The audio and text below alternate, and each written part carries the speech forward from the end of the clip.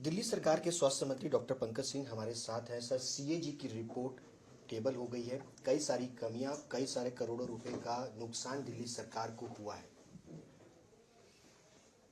कई 100 करोड़ रुपए का नुकसान हुआ है, ये अभी आपका आकलन है। ये कहीं ज़्यादा आगे बढ़ सकता है। अभी ये पार्ट ए आया है, पार्ट बी आना है। इन्हों को तो मौका मिलना चाहिए कि किसमें घोटाला कर सकते हैं, उसमें उन्होंने घोटाला किया। आप मोहल्ला क्लिनिक की बात करते हैं, अब बेडों की बात करें, महामारी कोरोना जो विश्व में सब सजग थे, सब सेवा करने पे लगे थे, उस टाइम भी घोटाला करने पे लगे हुए थे। तो कैग की रिपोर्ट में सारे खुलासे हैं। मैंने पहले भी आपको खुलासे किए हैं आपके चैनल के माध्यम से। मंडे को मैं अपने अभिभाषण में सब कुछ बताऊंगा कि किस तरीके से इन्होंने घोटालों का अंजाम दिया है, किस तरह से इन्होंने दवाई कंपनियों को ब्लैक लिस्ट से दवाई कंपनियों का साथ देके एक माफिया कोकस का गैंग बनाया है और उसको हम तोड़ेंगे। कोई भी माफिया, कोई भी ब्लैक लिस्टेड आदमी हेल्थ डिपार्टमेंट में नहीं रहेगा। हमारे पास, मैं आपके चैनल के माध्यम से कहूँगा कि दिल्ली सरकार में हमारे डॉक्टर्स बड़े इफिशिएंट है, काम करने में बहुत ज़्यादा अच्छे हैं। उन सबसे भी रिक्वेस्ट रहेगी आपके चैनल के माध्यम से कि वो अपने काम पे लगे।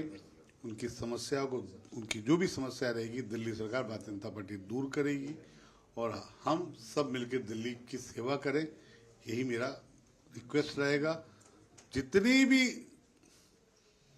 घोटाले हैं, मैं फिर से कह रहा हूं, जितने भी घोटाले हैं उसमें किसी को नहीं बख्शा जाएगा। कैग की रिपोर्ट आती है कि जो अस्पताल बनाए जाने थे, बेड्स बनाए जाने थे, वो सब नहीं हुआ। और आम आदमी पार्टी जो लगातार ये कहती थी कि हेल्थ मॉडल देश भर में सबसे बेस्ट मॉडल है। साहब, वो तो कहते थे कि हमने तो लीकर मॉडल भी सबसे बेस्ट लाए। वो तो कहते थे हम एजुकेशन मॉडल भी सबसे बेस्ट लाए। उनकी बात करना बेकार है साहब। उनकी बातों के ऊपर जाएंगे तो वो बातें अलग है। उन्होंने दिल्ली की जनता को जितना ठगना था, जितना बेवकूफ़ बनाना था, बना लिया और दिल्ली की जनता उनसे एक एक पाई का हिसाब लेगी। भारतीय जनता पार्टी वचनबद्ध है।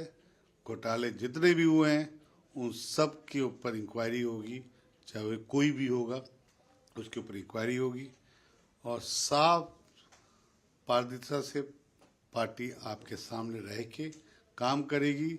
100 दिन के अंदर दिल्ली बदलाव की ओर हेल्थ डिपार्टमेंट आपको दिखेगा। मोहल्ला क्लिनिक की अगर बात करें, 1000 मोहल्ला क्लिनिक खुलने थे, लेकिन 523 ही मोहल्ला क्लिनिक खोल पाए। सर, मैं ये बात आपको दे चुका हूँ।